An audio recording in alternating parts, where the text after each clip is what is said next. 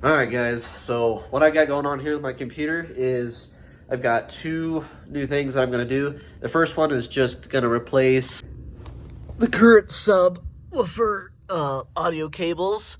It's a stock one that came with it. It works fine, but it's very, I don't know, I'm hoping it'll make it sound a little bit better. It's a little bit choppy, so it's this cable right here, the third one.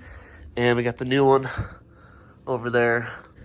Second thing that I'm gonna do is I got another hard drive, a third one. I've got two 1 terabytes right now, NVMe's, and I've got a 2.5-inch SSD that I'm gonna put in. Gonna reinstall the operating system on that because for whatever reason, it's a really weird issue and it's very uncommon. But whenever I restart or turn on and off my computer, it will reset the monitor's refresh rates and it'll change which one's primary and which one's not. Reinstalled graphics drivers 3 times. I've checked BIOS, it looks fine. I've done 15 plus hours of research. I've talked to several specialists on this, so the best option that we have right now is to reinstall the operating system, which I need to do anyway because it's corrupt as it is. And then if it's not that, then there's something seriously going wrong. So it's either most likely the RAM or it could be the motherboard being faulty or something like that. Maybe not the BIOS itself, but like the physical motherboard.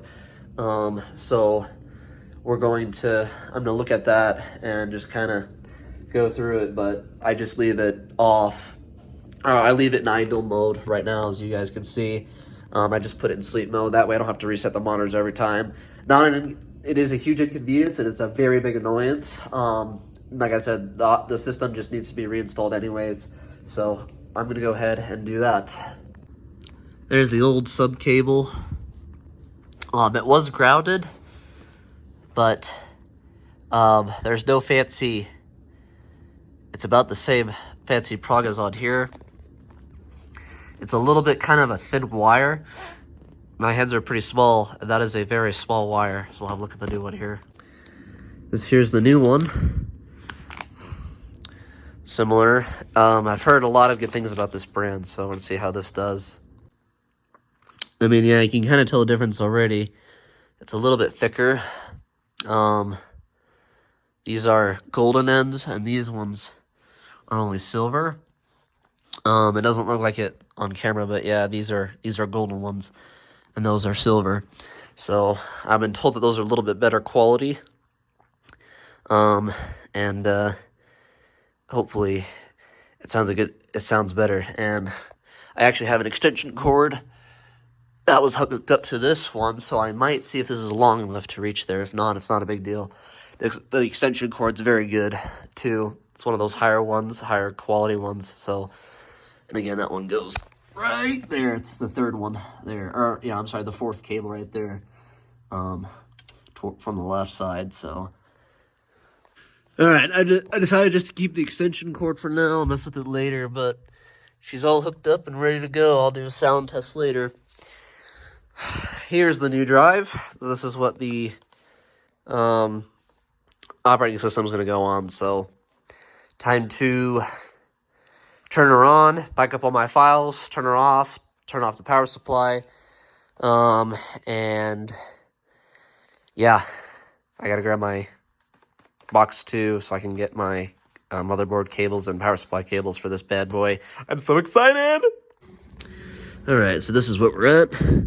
Got the manual here, screwdriver. For those of you who are going to give me crap, yes, I did 0 cable management when I built this, but I'm going to have to unscrew the PSU, which is why I have the screwdriver. So there's 4 here at the back, and then I can just slide it out and do the rest from there. So just a simple, very quick process, and I gotta find those cables that are buried in here somewhere. So that should be fun. Oh man, guys, got it plugged in. The SATA right there, on the left side of it. It's this cable here, and yeah, this is a mess. And unscrew the PSU. It's a little dusty. Ugh. Should probably clean that at some point, but man, what a mess. But she's in there. Right, there it is. Gonna plug it all in to the Mobo and to the, yeah, you know how it goes. this bad boy in front of the Mobo into that, and then that bad boy into the other side. Easy. Oh my gosh. I really should have cable managed. No, I don't care. Alright, should be good. Right in there. It's this little cable. In the back. It's all secured. Everything is plugged in. Power supply is connected. Power supply is screwed back in. Now to make sure that I didn't fry it. We have post, boys and girls. Working beautifully. Time to see if it's working now. My mouse is plugged in. Keyboard's plugged in. So far, so good. I just had to clean the screen while I was at it, so now it's not so ugly. I gotta blow the inside of this out sometime. When there's dust and stuff on the filters, you guys can kind of see it. There it is. All that little brown stuff. Alright. Formatted it, and there it is. 232 gigabytes. Man, my camera lens is dirty. There. That's much better. There she is. I learned too. Pretty cool. But you know how there's two in the back like I showed you? I guess these little holes here, if you wanted to, if you bought two more of those brackets in the back, you can actually mount them on the front here too and see them, which is pretty cool. I never would have expected something like that to, you know, something new. This is the Corsair 4000D, by the way, the case, if you're curious.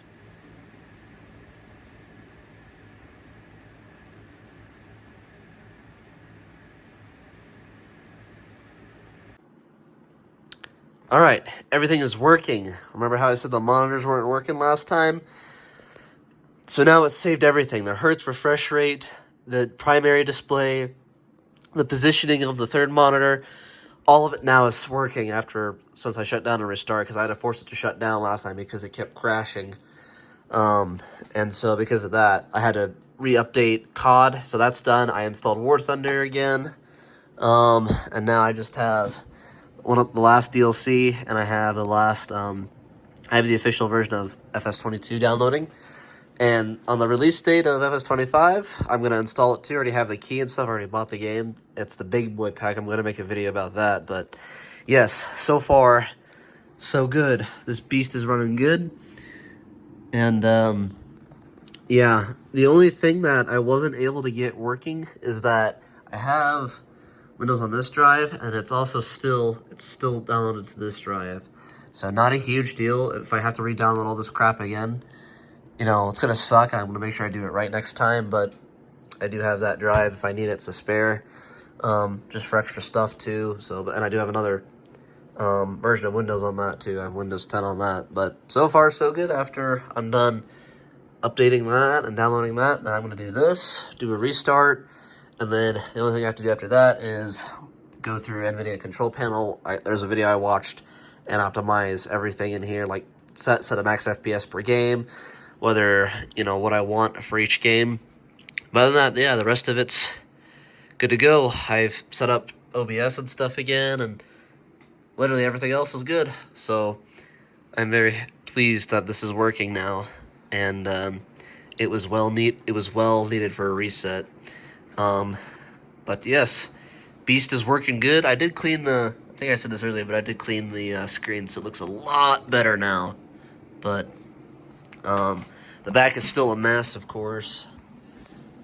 I've got all those back there, but I did plug in my other mouse, so I'm running both my mice. So if I walk away, or if I go in my bed or whatever, and I want to like pause something, I can just walk over with this, turn it on. So I'll just go back to my old wired mouse anyway, so I don't have to worry about the battery dying in this one, because this thing sucks up a lot of juice. And I did get this working again too. This is all set. Give it a sec. Boom. There we go. PS4 Windows is configured, and it'll work with, I believe I have PS4 and PS5 controller set up in PS4 Windows. So if I have to adjust it later, I can, like if I want to do a PS3 controller, or if I want to do something different, like maybe go back to Xbox because it will work with any controller. So I'm very pleased about that. So, and it should disconnect any second. Come on, there we go. So yeah, I'm very happy about this. And I will try to do a test stream with this later after I get my graphics card settings all figured out. The only thing too I did differently than my last system, besides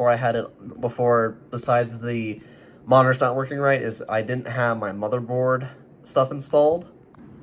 So as you see there, I've got my motherboard lights. There's one down there and one right there as well. And what's cool about it is that I can change it. And this is my motherboard software.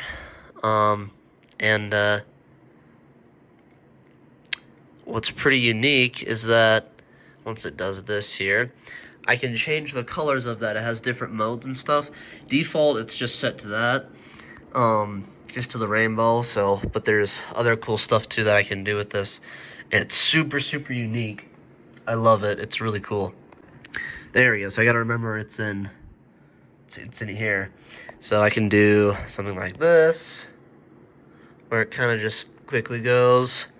I can do static, where it constantly just slowly changes.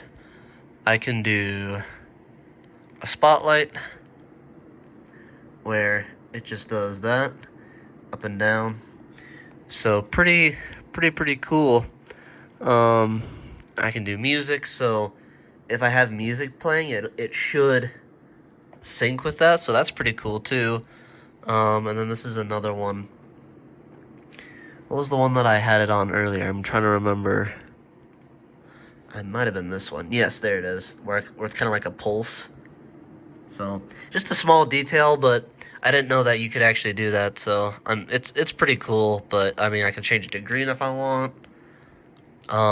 It'd be nice if I could do white, because then it would match with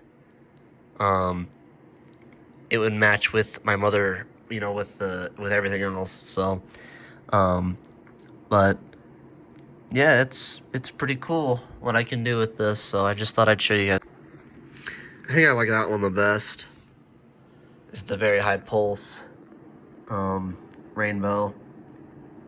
Just makes it look kind of flashy. Kind of makes the white stand out. Don't you think? You can't really see it from here, but I can kind of see. You can kind of see through there a little bit. It's a lot easier to see in person, but this kind of matches that theme of these lights back here in the other side of my room. So I think I'll stick with that for now. The performance was completely fine, but like I said, trying to restart or trying to shut down and turn it back on, and just having a corrupt operating system in general is probably not the best thing to have on your computer. So it was due for a reinstall anyway.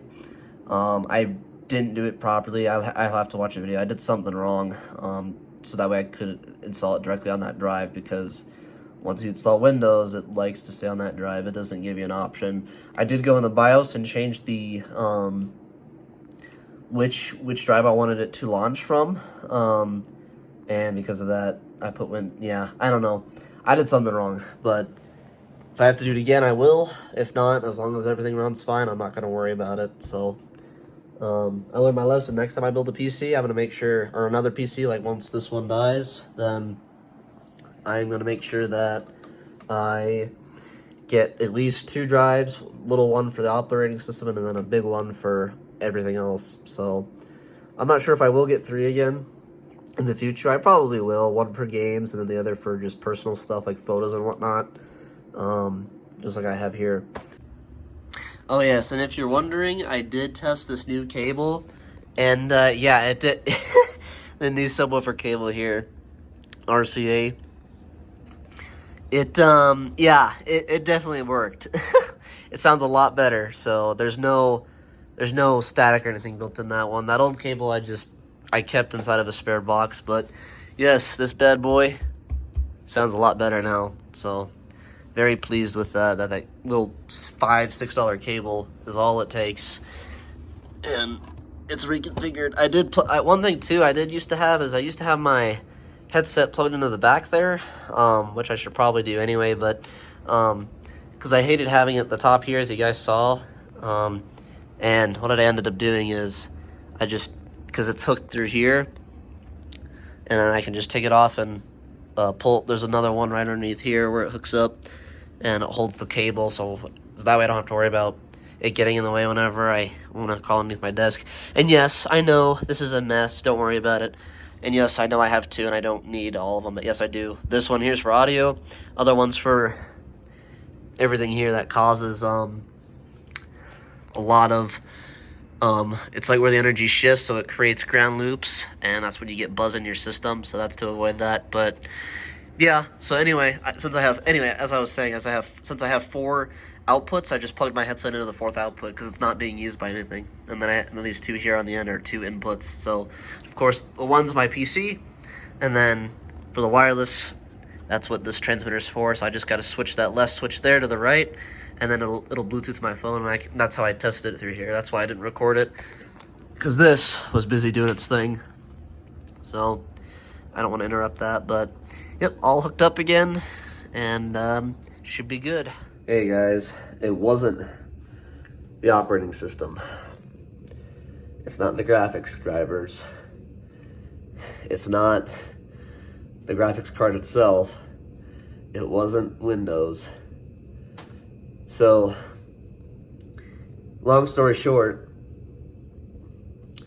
my monitors, so I run 3 of them, so I've got 2 dual View Edge 27-inch 1440p monitors. They can go up to 75 hertz, which is more than enough. And then recently I added back on my old ones, that's a 1080p 24-inch Dell monitor. And basically what happens is anytime that I would restart or shut down, it would reset it would reset both of these monitors' hertz refresh rate back down to the stock 59.99 hertz. And I always would tell it to make this one here my primary, and it wouldn't save. It would always default back to this bad boy. So I looked at Task Manager on this monitor. It's where I usually have it pulled up. And what happens is it tells you, if you look at your CPU, it tells you information like your uptime on your processor, how much time it's physically been running. And so what I learned is that when you shut down, it naturally it has a feature called quick startup, and that's underneath your control panel and on your computer's operating system, specifically on Windows. I'm not sure how it works with other operating systems, but like Linux and whatever. But anyway, that tells the computer not to fully shut down. So by default, it leaves your processor running. And for whatever reason, and it could be the motherboard's, it could be the motherboard as well, because your processor doesn't actually physically hold any memory. Since it's constantly running, it remembers all of those settings that you have by default. And so it's running that information. Now, in order for it to be stored, I believe that, I could be wrong about this, but I believe that's in the CMOS battery on the motherboard. But yes, you can't see it. It's hidden behind my card. It's on the, it's right next to the PCIe slot there behind my graphics card. But yes, that temporarily holds like BIOS information and stuff like that. And yeah, it's something to do with that, I'm guessing. It's a combination of like how the CPU works and how it stores memory, like to the motherboard. I don't know. It's just a really, really weird issue. And now it's not a big problem, but it still does it when I restart my computer. So it only works when I shut down fully, pretty much. Or not fully, but when I shut down, like, normally, without changing the power plan. So, I'm curious because I know that it's not supposed to do that with laptops, for example, or any other computer when you restart them. Does it also do the same thing for you guys? Do you guys have the same? Does it do the same thing with you? Let me know. It's not the monitors, and I'll explain why. So we've confirmed that it's not the card, it's not the monitors. And the reason is because these are both brand new. This one is straight HDMI to HDMI, right into the back of the card.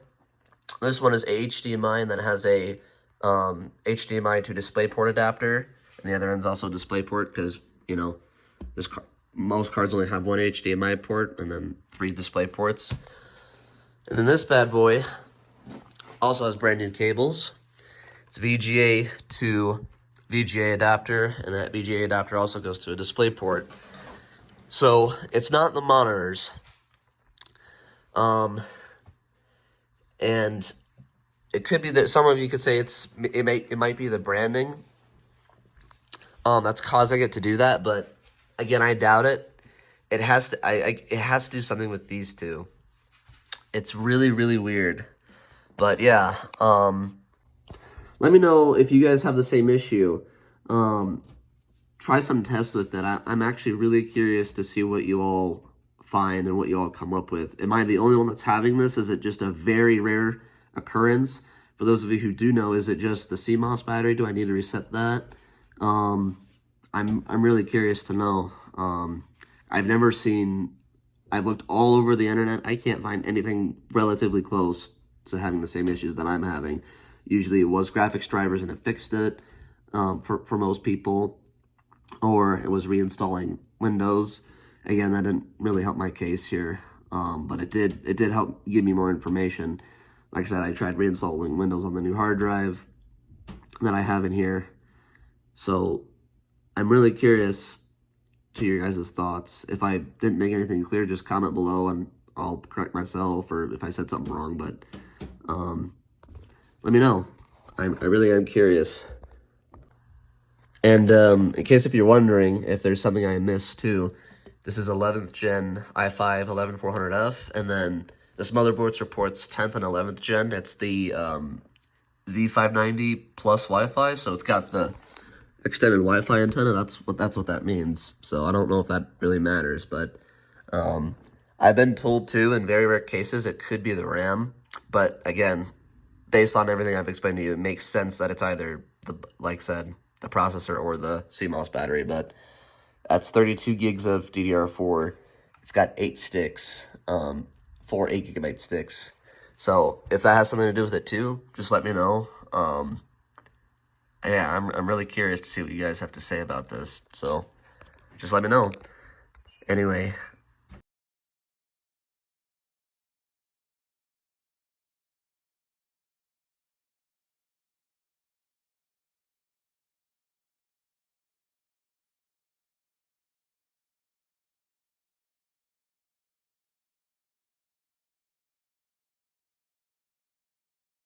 I appreciate you guys watching, and I'll catch you later.